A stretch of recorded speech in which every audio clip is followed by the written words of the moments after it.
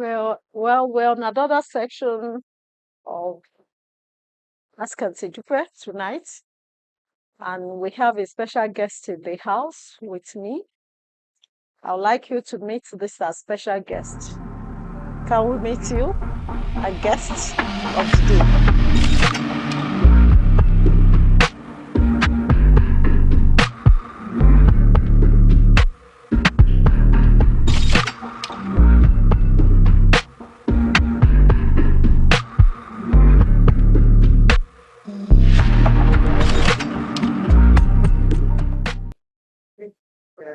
Chidinma Chukwudile. Esther. Yes. I was born in Nigeria, in Lori, to be precise. My parents are missionaries. Can you tell us about your parents and your experience as a missionary child? Okay, my dad's name is Chukwudile. My mom is Ngozi Chukwudile. My parents work with Children Evangelism Ministry, where they minister to children. The whole idea is like you don't have to wait for a child to be an adult before you minister, before they get born again, and before you minister the gospel to them. They can understand what it means to be born again from a young age. And then I have two siblings actually, and I'm the first. Or, I'm the first. I'm the first of that. Um, I grew up in. My dad used to be the. We had like a camp where I grew up, and my dad used to be the camp manager. God rest his soul. He died in November last year. And one memory I can remember was I think I was 5 when I really understood what my parents used to do, and to be honest, I wasn't proud of it. I remember every time I thought we was suffering. I thought because I would see other kids, their parents have like had 9 to 5 jobs, and so I thought they were living better than us, and I was and I thought I was living in a bush because we used to live in a camp. I was not proud of it. I thought I was suffering, and then at some point when people would make jest of me and say, "Ah, you'll be a missionary," and I'll say, "God forbid."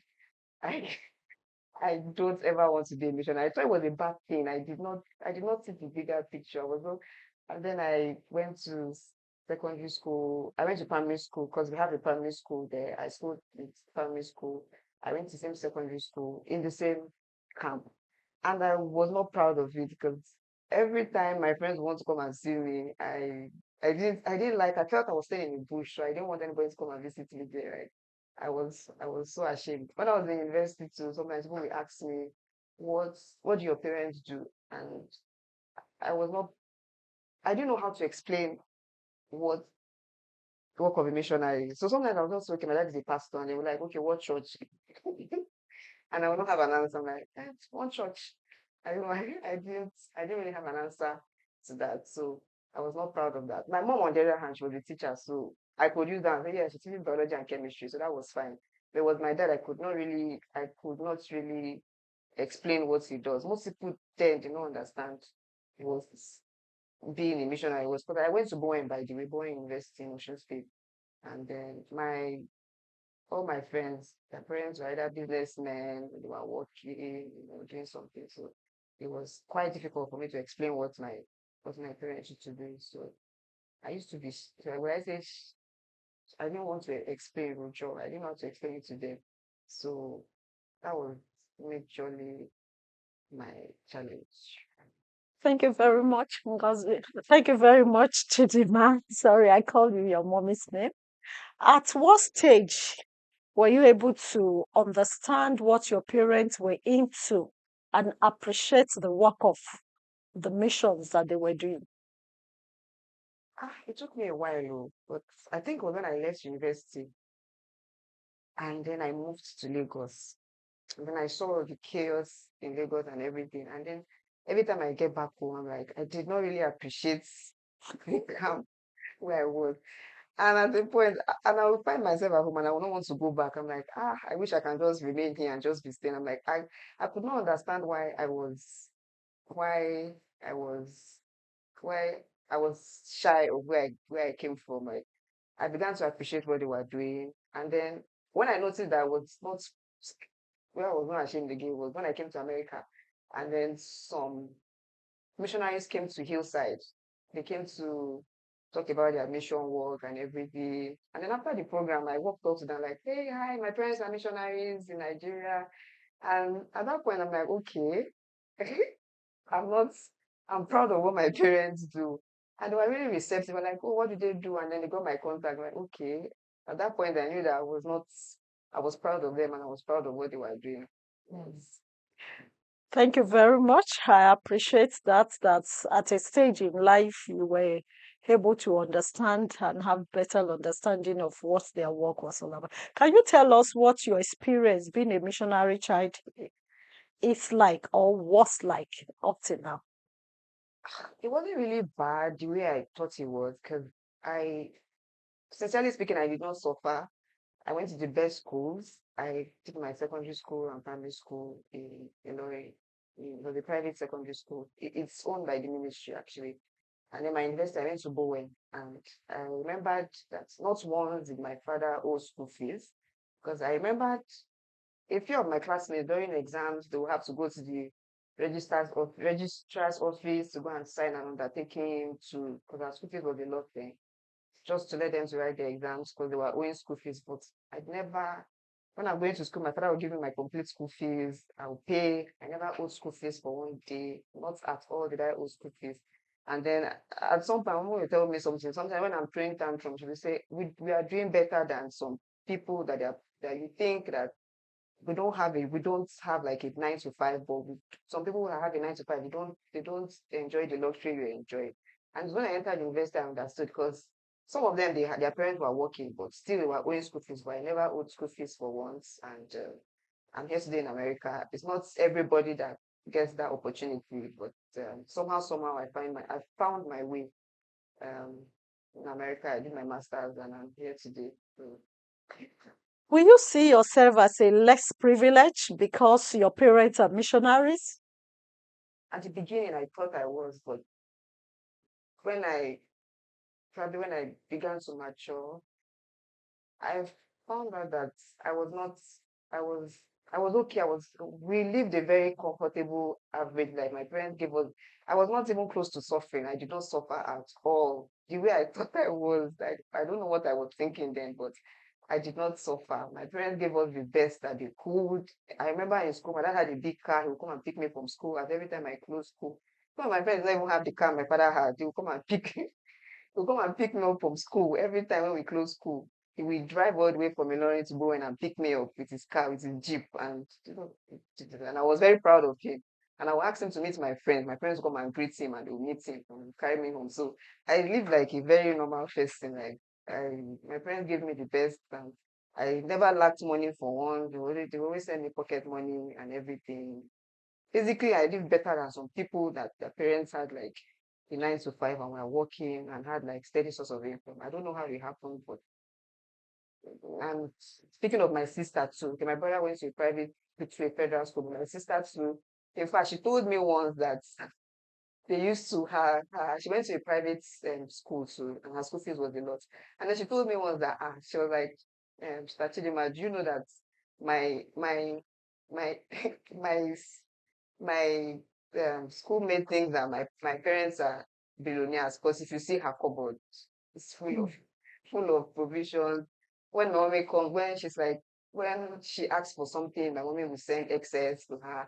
And then they always thought that maybe her parents are billionaires or they were very, very rich. And that they touched me because they always looked up to her. You would not even know that. She said like you would not even know that you cannot believe that my parents are missionary. They would never believe it because she had the best of the best. So if you see her cupboard was always full. Her schoolmates envied her because she always had excess. If she called home that she needs something, they sent excess than what she needs. So it wasn't at that point I knew that we had the best of what people had. Well, I really want to thank God for this good testimony that you are giving to us. And I want to ask you if you have the privilege of becoming a missionary today, or if God calls you to come into the work of mission, will you freely or willingly surrender? A few years ago, I would have said God forbid, but right now, being a missionary does not mean like does not equate to suffering or doesn't equate to that you have to be your life is going to be miserable. So yes, I will. I mean, I'm in America. I've seen a lot of missionaries. I've seen what they do, and it's not. I think it's a beautiful. You can. It depends on what you want to do. So you can still have your job and you can be a missionary. It doesn't have to be your life doesn't have to be miserable because you're a missionary. So yes, if God calls me truly, yes, why not? I can be a missionary. I'm Not a happy to problem. hear this. I'm really, really happy to hear this from you, Chidinma. Chidinma, missionary kids believe that you have to pray for everything. Was there any time in your life that you had to pray for everything? Let me calm down. I remember in one of our youth camps meeting that we were having in Nigeria, some of them said you have to pray even down to toothpaste, down to soap that you had to take your bath with. And some of them felt they never had the privilege of choosing whatever they like, when it comes to clothing that is always secondhand passed down that they were wearing. Do you think it's because they are missionary kids or it could happen to anyone? I think it can happen to anybody because some people, it's not everybody that missionary. I mean, I won't call it suffering, but all hands are not equal. It's everywhere. Cause me, I wasn't even spiritual then. I started knowing God at a later age, so I didn't really pray about anything. If I need something, I just go to my parents, and I don't know how we are peers, but I can't ever remember when I did not have food to eat, or where we didn't have toothpaste, or we didn't have the. We live, in fact, if I'm being honest, we live like kings. If it's food, there was always food in the house. Always eating. We eat like my mom had a poultry. There was always chicken, there was always in that camp people envied us because we always had food. So I never that was one thing I knew that I always had everything I needed. I just did not like the idea of why I was in that was my only problem. I just don't like the idea of why I was in that camp. It felt like it was a bush. But apart from that, every other thing, clothing, I had good clothing. I didn't have to pray. I did not lack anything, if that's the right word to use. I didn't they gave us the best of the best that they could. When I was going to school, my father would buy my provision. If I come back, he would give me money to buy provision. Like he did everything that I did not even envy my friends in because the same pocket money they were collecting was what I was collecting in Bowen. I think that was like 20K. All my friends that their parents were bankers or whatever, it was the same amounts we were collecting as pocket money. It wasn't anything different. Whatever they could afford, I could afford it too. I really want to thank God for your life with this. And I want to ask you this question, Chidima. Have you ever thought of it that what you are today, where you are today, is just because your parents answered the call of God upon their life, has added values to you rather than being less privileged? Have you ever thought of that? Yeah, I am today. Yes. I think I still think that it's because of my dad labored so much. He labored so much. He worked for God and he served God with everything that he had. So I feel like my success today, I don't know, I don't want to say I don't deserve it. I just feel like it's because of what he did. Like it's it's it's a payback for everything, all the sacrifices he made, because he made a lot of sacrifice. I can't even go into detail. And it's I don't know how many people can do that in this day, but I know that my father made a lot of sacrifice. And I feel like I owe my success and my siblings' success to the fact that it's God paying him back for everything that he did for him. And I'm so glad that before he died, he was able to see his children like succeed. He saw me go to America. He saw me progress. He saw me do things I could not even do when I was in Nigeria. He saw my sister finish school, get a good job. He saw my brother, like everything, like all his children. Like I'm so proud that all his children are doing well. Nobody with financial burden. Everybody can take care of themselves. We are very, very okay. And I feel like we owe it to him. And I feel like it's because of him, like God is rewarding him for all his hard work. And that is why we are what we are today. Yeah. Thank God very much for that. You said something that your daddy made a lot of sacrifice while he was alive in the work of the mission. Can you just let us into a little bit of those sacrifices that he made? Mm, he was the first person in that camp actually. When he was telling me the story, it was a bush. He lived there with my mom in just a small, it was a room. He said they were there for a while. I mean, yeah, they were there for before people started coming. It was a bush, and he built that camp from a bush to what it was to what it is today. Like not many people would have stayed there because my mom said when her mother came there, her mother was crying like, why would you subject yourself? Why would you stay here? But he saw the bigger picture, and if you go to that camp now, you will not believe what it is now. Like there's a lot of buildings there. But when he started, and even me, I would not have done that because he was the only one that was there. He and his wife, and me, I was the first child that was born there too. So he made a lot of sacrifices, a whole lot, and he was a very disciplined person. He would not he was not after money. He would not take anything that does not belong to him. He was very detailed. He's one person that you cannot use money. You cannot, very principled. Very principled person.